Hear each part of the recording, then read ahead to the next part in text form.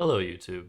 So, somebody was actually curious to know why in my most recent video I had turned the K tile upside down on my rack. Maybe it's some sort of political stance. What could it possibly be? So currently the best Scrabble tiles on the market come from Pro Tiles, and said tiles are injection molded. This handy little animation shows how it's done. This leaves the tiles very smooth despite what it might look like on this animation. So it's perfect for preventing the brailing of tiles. Brailing is why we switched from traditional wooden tiles to plastic ones. But now I want you to focus on this rack of tiles using the exact yellow tiles that you see in my recorded Lake George games. So let's just put this on here, do a little focus action.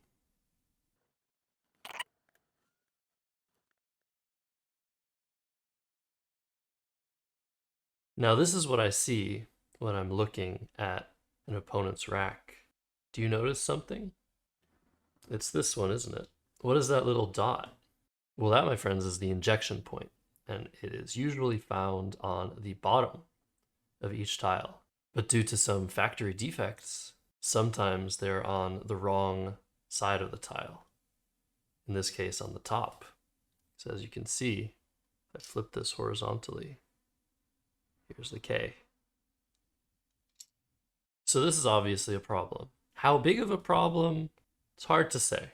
Even if the process is standardized to the point where no tile sets have a defect such as this, where the injection point is on the top rather than the bottom of the tile, there's still the issue of the blanks, because there's nothing on these tiles. So anyone with a blank has a 50% chance of that blank being upside down, given that the tiles are not fully square. That means, once again, that the injection point will be visible from the other side of the board. And unless your opponent has upside down tiles. For example, Ben said, I have as many spread points as 2chains has chains. Or even sideways tiles. And again, Noah trying not to expose any dots on his tiles. Josh is laughing. Josh actually told me about all of this last night. I asked him to ask Noah, and he gave me the intel, but... Or is otherwise trying to mislead you. This adds what I would call pretty unnecessary and negative aspect to the Scrabble metagame.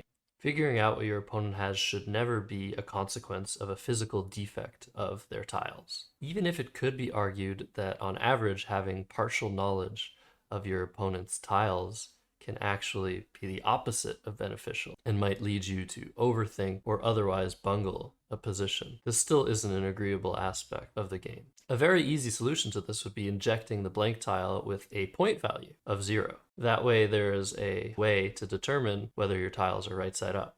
Otherwise, maybe a different manufacturing method might be the solution here.